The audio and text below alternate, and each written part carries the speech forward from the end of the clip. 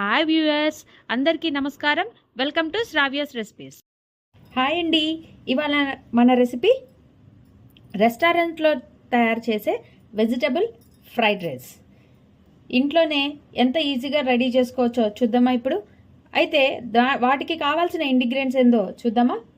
ఉడికించిన అన్నం, ఇలా అన్నం ఉడకబెట్టుకొని పక్కన పెట్టుకోవాలండి. క్యారెట్, ఆనియన్స్, ఉల్లిపాయలు మనం ఇలా పొడుగ్గా తరుక్కొని ఉంచుకోవాలి. కార్న్స్, స్వీట్ కార్న్, బీన్స్ ఇలా తరుక్కోవాలండి. తర్వాత పచ్చిమిర్చి, బఠానీ,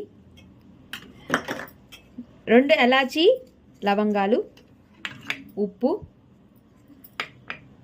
చెక్క, కొత్తిమీర, అల్లం వెల్లుల్లి పేస్ట్.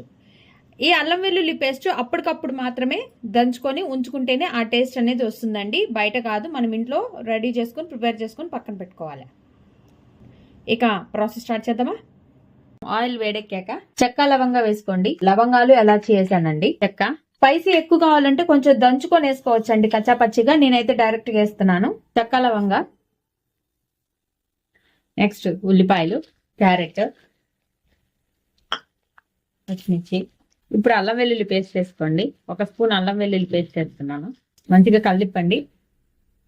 ఈ ప్రాసెస్ అంతా కూడా సిమ్లో పెట్టుకొని చేసుకోవాలండి, హై ఫ్లేమ్లో పెట్టకూడదు. సిమ్లో పెట్టుకొని చేసుకోండి. నెక్స్ట్ బీన్స్ వేసుకుందాము. బీన్స్, కార్న్స్, బఠానీ ఇలా అన్ని వేసుకొని కలిపాలండి. మంచిగా ఇక్కడే మగ్గిపోవాలి మొత్తం కూడా. ఉప్పు వేసుకుందాము. రైస్కి సరిపడా ఉప్పు వేసేసుకుందామండి. బాగా మంచిగా వేగాలి.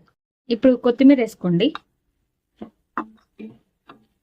చూసారు కదా, మంచిగా వేగిపోయింది. అన్నం వేసేద్దాము. జస్ట్ 1 స్పూన్ నెయ్యి ఇట్లా వేసుకోండి. టేస్ట్ చాలా బాగుంటుందండి. జస్ట్ కొంచెం వేసుకొని మంచిగా కలిపండి. ఉప్పు పట్టిద్దాము ఒకసారి చెక్ చేసుకోండి. చెక్ చేసుకొని ఉప్పు సరిపోకపోతే కొంచెం ఉప్పు వేసుకోండి.